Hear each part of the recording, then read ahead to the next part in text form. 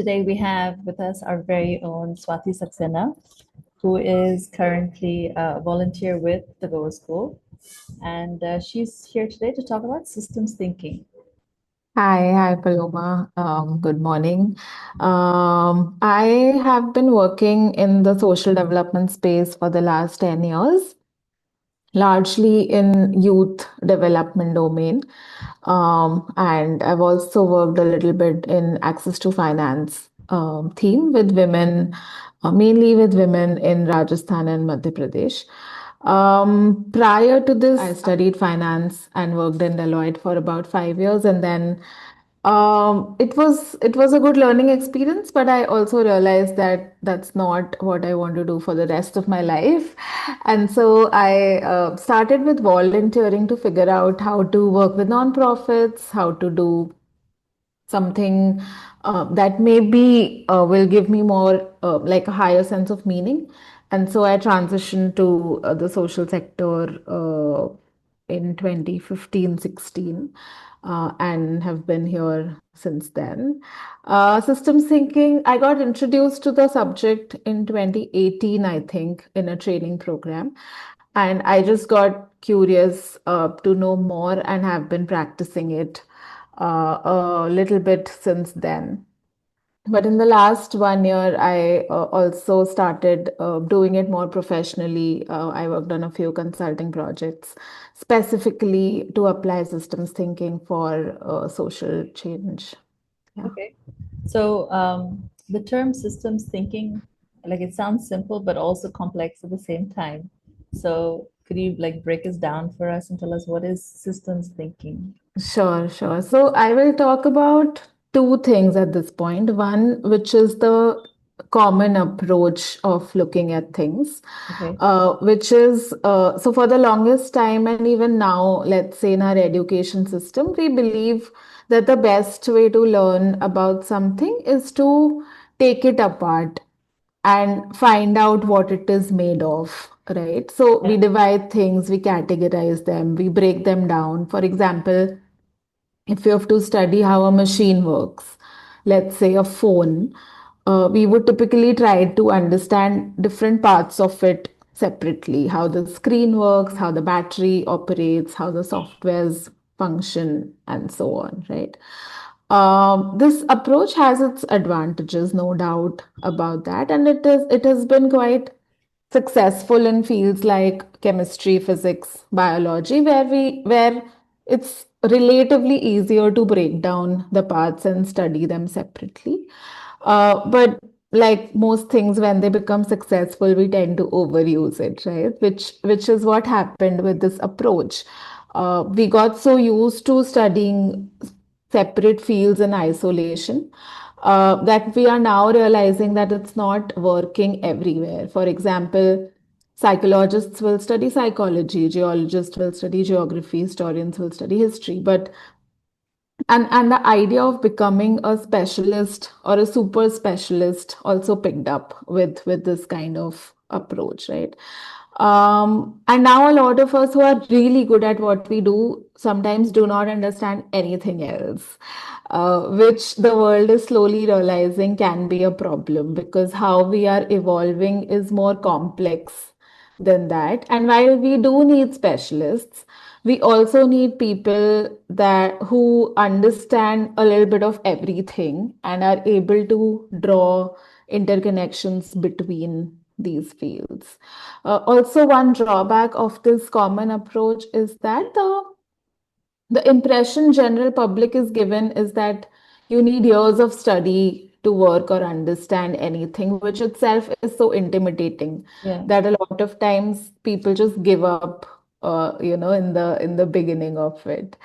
So now coming to the systems approach, it mainly says that, or at least that's how I understand it, that in this increasingly complex world, we need to study the interconnections along with the separate parts. So we need to understand how biology is affecting psychology, how that is shaping history, and how that is again feeding back into certain biological patterns. So in essence, we need a lot more generalists than we have right now. because the messy real world problems don't always fit into a single specialization. Right. And the other thing the approach says is that you can know how the world works without having to spend your life studying everything in minute detail. Now, one disclaimer, because when I teach this in colleges or in young people's groups, they think it's easy. It's not. So it's not a shortcut or a lazy way of doing things. It's just a different way of learning and approaching life and all that you do within that. It gives you an ability to sit with complexity and see through it to reach the core of the situation or a problem instead of saying that, okay, let's break it down and study separate parts of it. We do need specialists. I'm not saying we don't need them. We do need them. But we also need a lot more generalists who are able to look at a bit of everything and make interconnections. So systems thinking essentially is, if I put it very simply, it's a study of interconnections, where as a systems thinker, I'm able to see how increasing traffic, for example, is affecting homelessness, or homelessness is affecting livelihoods, and so on and so forth. Right? That's how it. That's how when somebody says they do systems thinking professionally, that's what they do. They draw interconnections on a daily basis and they try and figure out where do we intervene for what to change. Okay. Yeah, All right. So it does kind of sound, I mean, you can grasp the concept, but at the same time, it does sound quite complex as well. correct, correct. So how could someone maybe pick it up as a way of thinking? Like, where do Mhm. you start really?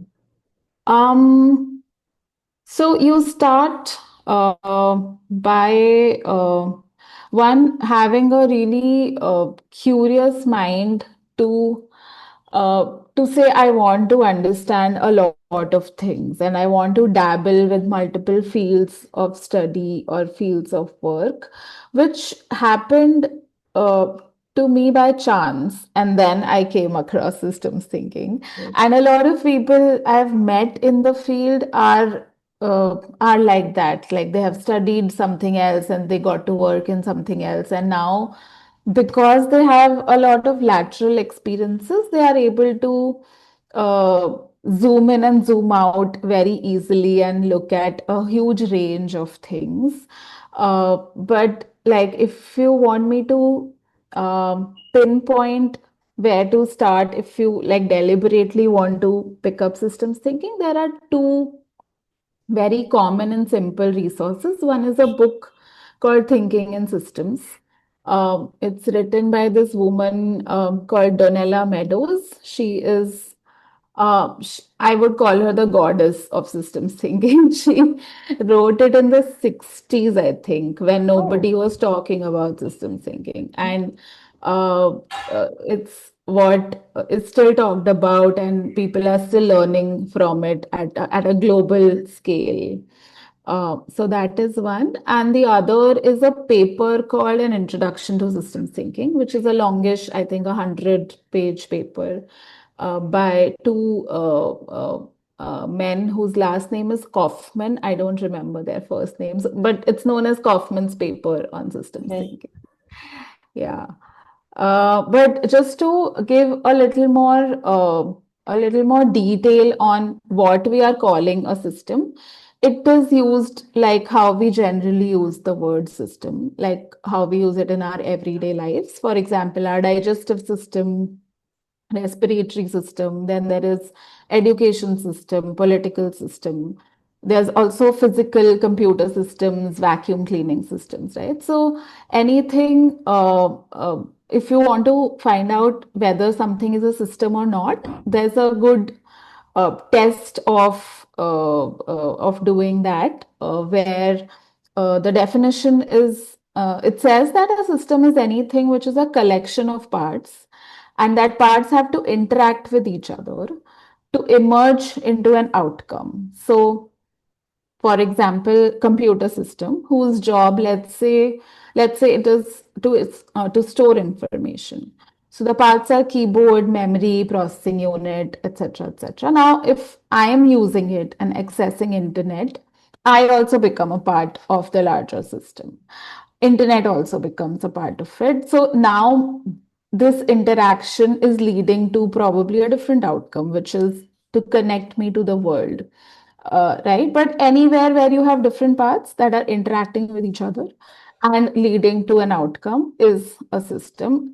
We are not judging the quality of the outcome here. It can Okay. be good, bad, ugly. But as long as these three things are happening, we call it a system. So just to also put, do you see this? Yes. So on the left, there is a human body, Right. uh, which is a living, breathing system because, and within that, we have nervous system, digestive system, respiratory system. So each of those itself are separate systems and they together form the human body. Yeah. And on the right, there are a lot of ingredients which are not interacting with each other. So right now, they are not a system. They are just a pile of things or heap of ingredients, right? Yeah. But when they start mixing with each other and come up with a dish that we can all eat, then it becomes a system. Yeah. Okay. Yeah. And so I'm just stop me if you think I'm going too much into detail. But No, no. so That, another distinction, like I said, human body is a system and the ingredients are just a heap or a pile. So that's also one thing that one can check when they are confused whether it is a system or not. If it is just a collection of parts, which are not interacting or leading to an outcome, then it's just a heap or a pile. For example, if there's a computer and I put another computer alongside it, it doesn't become a system because they are not doing anything or it's not leading to any outcome, right? And then within systems, there are a lot of subsystems. So a human body, like I said, has multiple subsystems. If we think of country as a system, then human bodies become a small part of that, right? If yeah. we start from the smallest, which is an atom or a cell, which could live inside your digestive system. And then you live inside a community, within a city, within a country, on Earth, in the universe, right? So you can keep zooming out and see how a small thing is a part of a bigger thing. Yeah. And that helps you understand that every system exists within the context of a larger system, and that also helps you decide boundaries, that how much what is within your scope. For example, when the Goa school would have started, I'm sure you must have done this exercise that okay, we will work with this age group, this age group in the state or in the country. All right, so what you are doing is you are drawing your boundaries so that you can function within that system. You do not want to narrow down yourself too much, but also not expand so much that you are not able to function properly. Yeah. Yeah. So basically, like when you understand like how vast this systems thinking can be, and also how small you can break it down to. Mhm. So like where would you apply it or where would you use it? Uh, like if you were to get into systems thinking, like Mhm. how do you not overwhelm yourself? Like with too much information. So where would it be used? There are a lot of ways in which you can use it, and two common schools of practice is one is engineering systems, where you do a lot of computer modeling. I do not do so much of that, although I know a little bit of it, where you put numbers to say that these many homeless people can be sustained with this much population, for example. And That can be used for any kind of problems, engineering problems, social problems, anything. And the other is for a lot of environment, sustainability, human experience kind of issues. But anywhere, there are three good checks to see where to use it. One is when the problem is chronic, it's not a one-time event. For example, if I'm stuck in traffic today, I will not call it a problem. It's just something that happened today, right? But if it has happened over several months or years, then it becomes a problem, and then I would think I need to do something about it, right? The other is when the problem is familiar and has a known history. So only when you think you know what's going on, or you can find out what's going on, it's good to apply systems thinking. Otherwise, we would just be shooting in the dark and not Yeah. know what's happening. And third is when people have tried to solve the problem earlier and they have not been able to do that uh, for any reason. And now using these tools, you think you can do something about it. So one, it's chronic. Second, it's familiar, and third, it's not been nobody has not many people have been able to solve it. Now it can be something as small as my mood swings, right? Oh, So, so there are tools where you can plot, for example, on a graph, what's happening. You just plot it for maybe a month and then look at it, derive a pattern, and then work with it to better. Or it can be as big as climate change. So there is a course that I'm currently teaching which helps you understand climate change using systems thinking. It's a 16-week course, just to get to understand what each one of us thinks about climate change and how we can look at it. So it can be as small and as big as you want it to be, depending on how much resources you have, how much time you have, how much you want to go into the detail of anything.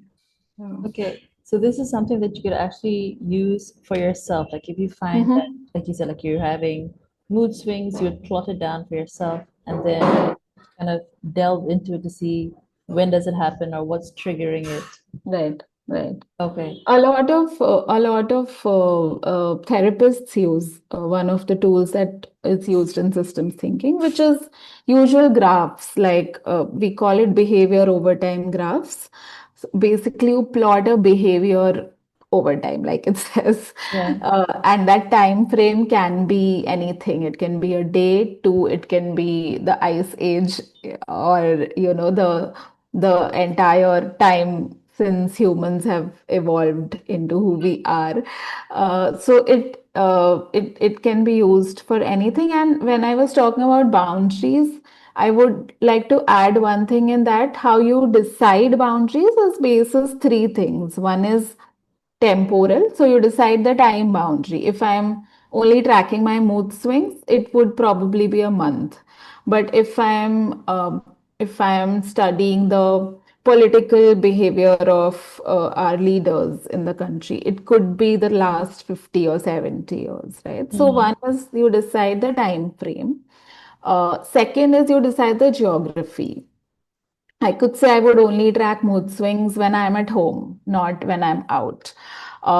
You could say you would only look at the political patterns in India, or in Goa or in Delhi, for example. Yeah. And the third is dimensional, which is so you have done time and geography. Now you look at who or what elements are you going to work with. So, for example, in the case of Goa School, our dimension is youth. The focus is young people. Um, uh, uh, in mood swings, my dimension is myself. I'm not saying I'm going to track it for my family members or my friends. That's also totally okay. But you have to decide the boundary within which you are working, and these three things, time, geography, and dimension, are good ways to decide on what exactly you are talking about. And a lot of times conflicts happen because different stakeholders have different boundaries, right? A politician thinks of 5 years, while a bureaucrat may think of just 1 or 2 years. A scientist may be worried about the next 50 years, while the historian might be focusing on the last 50 years. So, the system thinker, if you are assigned on a project as a systems thinker and you're working with these many stakeholders, your job in the room is to try and bring them on the same page, at least for that time period, for that day, by deciding upon a common boundary. And then you can, of course, keep working with it and expand and reduce it as required. Yeah. Okay. And then, like how would you say that systems thinking would be different from like critical thinking or Mm-hmm. design thinking? Like, I Hmm. mean, there are also ways of considering problems. So, what would you say Right, is the difference? right. I think critical thinking is something that I would say should be there whether you're applying design thinking or systems thinking. Critical thinking is just about having a logical argument and questioning assumptions, right? So that is mostly helpful as long as you are not skeptical or cynical and you are questioning everything. So that is always helpful. Between systems thinking and design thinking, so design thinking is to zoom in when you are trying to ideate, when you are trying to look for a lot of rapid experiments, minimum viable solutions, prototyping. So when you know exactly what the problem is and you want to do something about it. For example, if I want to design I don't know, a shoe for myself, right? So then I will do a lot of design thinking. What would fit me? What would be comfortable, etc., etc. But to reach that point, to say that okay, I need a shoe, needs a lot of zooming out and figuring where am I struggling? Why am I so tired? Why am I hurting myself so frequently? And that needs a lot of systems thinking because then I would study interactions. If somebody is observing me, they would try to find out when am I going out? When am I finding it hard to walk? For how long I'm able to walk, right? And then probably they would arrive at this conclusion that maybe I need a better shoe. And then when they're designing the shoe, they would have to do the design thinking. So design thinking is more zooming in, and systems thinking is more zooming out. That is the main difference, but it's not that one is better than the other. Both have very different purposes. And it's great if you know both and you can decide where to apply which. Yeah, that's the main Okay. thing. So, systems thinking is something that like anyone can get into, Mm-hmm. but like you said earlier, they just need to have um, like have done a little bit of their own research or have some knowledge beforehand Right, right. to be able to do it. So, um, like, where could you gain more knowledge? I know you mentioned a book Mm-hmm. and a paper. Are Yes. there other resources to learn more? There's a website called systemsthinker.com. Unfortunately, a lot of it is in English. I am planning to translate some of it in Hindi, but that will take time. Yes. Uh, And then we have so many more languages in Yeah. India, right? So, but systemthinker.com is a good place to start if you don't, if like a book intimidates you right at the beginning. Yes. They have very simply written articles that will introduce you to a lot of concepts. And there is also a group called System Dynamics Society, which is a global community of people in the field. But system dynamics is slightly different. It's the domain where we do a lot of quantitative modeling. So you put numbers on all these patterns and behaviors and then analyze and predict and do all those things. But that also has a few freely available resources if somebody wants to check it out. Okay.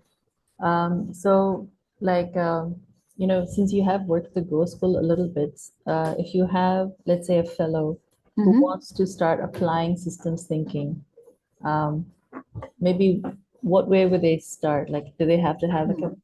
particular goal that they would like to achieve, Mhm. and then they have Yeah. to start from there? So, I would say first spend some time reading about the topic and see if it is interesting you or not. If it does, then you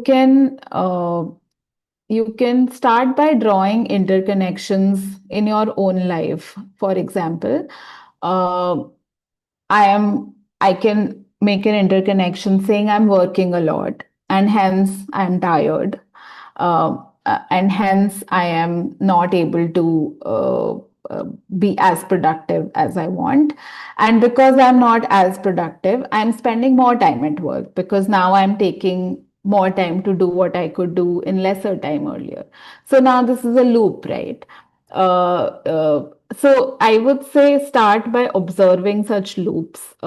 Systems thinking is very circular in nature, while we are taught to think in linear connections. A happens and then B happens. While systems thinking says that B also then comes back to affect A. It does not leave you alone there. So try and look at a lot of like observe such interconnections. I will just show you an example of what I'm saying. Um, yeah, can you see my screen? So I was saying that A leads to B and then B comes back to affect A. An example of this is this. Um, so population increases, births increase because there are more people and hence they are producing more people usually. And so births come back to increase population again, right? So it's a loop.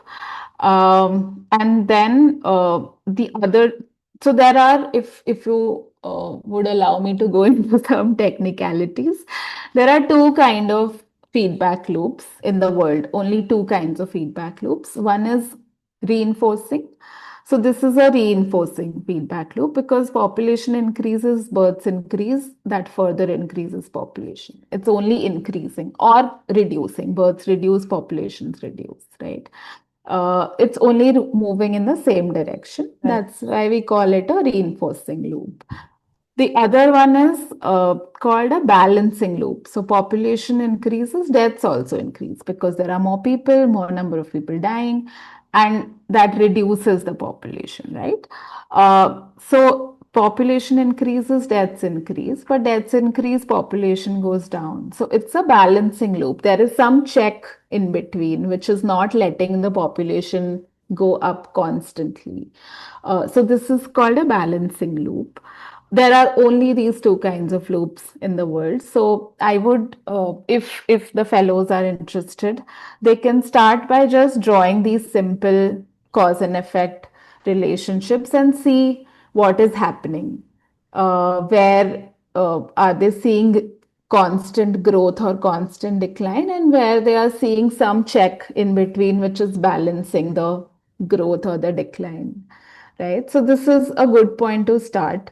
They will find a lot of YouTube videos if they want to know more about feedback loops. For example, there are ways in which you mark if it's balancing or reinforcing. You mark whether it's a similar relationship or opposite relationship. Those, I think, I will not go into those technicalities, although you can see there are slides Yeah. on that. If I want to take an example, uh, we have always experienced being stuck in a spiral of negative thoughts, right? One bad thought leads to another, which shapes your mood and perception until you feel the whole day is ruined, even when good things happen. So, what is happening? There are thoughts, and then there is experience. Your thoughts are affecting your experience, which is leading to more negative thoughts. It can also happen for positive thoughts when everything seems to fall in place. It's easy to find reinforcing loops in your everyday life and the world outside. It is a little hard to find where the behavior is being balanced, right? So, if the fellows are just starting out, they would find a lot of reinforcing loops. When I started out, the person I was learning from, he told me that do not come back to me unless you have made 100 loops at least. Oh, Yeah. The small ones, two variables. But I mean, I would be happy if the fellows want to reach out and know more and discuss anything. Okay, so like basically you just find loops in your everyday, like what's Life. happening. Yeah, yeah, So yeah. what causes and what is the effect? Yes, and Basically, how the effect is also leading back to the cause.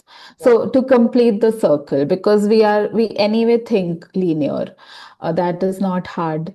Finding cause and effect is not difficult. It's what is the challenge in the beginning is to come back to the cause. right. Okay. Yeah. All right.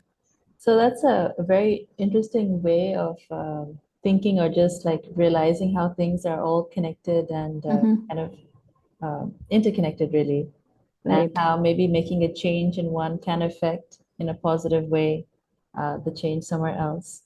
Yeah. Uh, and how it can be applied to really many different things in your everyday life, personally, or then just, like you said, to even things such as climate change, Hmm. garbage problems that are there. Yeah. So, Yeah. yeah. So, Yeah. So sorry. no, no. So, are there any like final thoughts you have that you'd like to share before we conclude? Just one final thing I want to share, which is again a diagram. So, systems thinking is also very visual. You don't have, like, if you have a visual memory or if you want to draw things, you will be able to pick it up very easily, even if you don't read a lot. Uh, I would encourage some reading, Yeah. but it's also a very visual kind of domain. So just, Can you see my screen? yeah, the iceberg model. Yes, it's called the iceberg model, which is a good way to start thinking about things. So we only see what is happening at the surface, right? Like I said, I see the traffic. But traffic itself is not a problem if it is happening today. I need to understand the pattern over time. So is there a lot of traffic for the last 5 months? Which pockets of the city or locality it is happening in? What is causing it? So you study the patterns, which, like I said, can be plotted on a graph. So you take a graph and you say, I will plot the amount of traffic at 3 p.m. every day. Yeah, And then you will have a pattern for a month or 5 months or 1 year, right? So when you look at the pattern, you realize what is happening. Uh, where are there ups and downs, where there's a constant kind of stability. So you understand some issue or something that is not working there. Then you go to the structure. What is affecting the traffic? Is it the office timings? Is it some festival? Is it some a blockage somewhere? Some flyover is being constructed, metro is being constructed, all those things. So you plot the interconnections, which is where the loops come in, yeah, the feedback loops. And then you go to mental models, which is the mindsets, which is how people are thinking. Are people thinking it's better to buy a car than to take a metro every day, and hence there's so much traffic? right, Uh, is the government subsidizing private vehicles over public transport, and hence there is so much traffic, right? So you try and understand the mental model of every participant or stakeholder in the equation to see what is causing it. Similarly, if you want to do this for yourself, if your mood is off today, you draw a pattern of your mood across time, then you see what is causing it. And then you look at what is your mental model behind it. Is an interaction with your mother root cause of everything going wrong? Is yeah, that what you think? Or are you thinking something else? Right? So it is very hard to reach here. And that is why this arrow says increasing leverage, which means the deeper you work, right, the more impact you would have. right, Which is why, if you see in the larger world, a lot of organizations only stop at events. They just keep doing events because it is easy. I'm not saying it is not doing anything, but it has less leverage as compared to if you are working on mental. Actually, you cannot work on others' mental models. You can only work on your own mental model and hope other people will get inspired and also want to work on theirs. But you can work until structures, patterns, events, and together you think that something will shift here down below. And each of these layers has different tools in systems thinking that you can practice. There's a very good blog called fs.blog, which gives a lot of theory and conceptual information on how we think and how that can be changed to suit ourselves better. Okay. So actually, it kind of like sounds like there's this thing called the why. So you just keep asking Yes, why, and you just delve in deeper and deeper yes, to find yes, like a root cause analysis. So I yeah. think every kind of idea has a structure where everything is kind of really interconnected. Yeah. Yes, yeah. Yeah. So, Ati, thank you so much for participating in this talk and sharing your knowledge on systems thinking. Very Thank you. interesting concept, and hopefully we have some other fellows who would utilize it and then maybe be able Sure. to understand, what's happening around them and maybe how they can make changes to improve it for themselves. Yeah, yeah, definitely. Yeah. So thanks. Thank you Thank very you much. so much. Yeah. I love doing this. Thank you. All right. Take care. Bye. You too. Bye.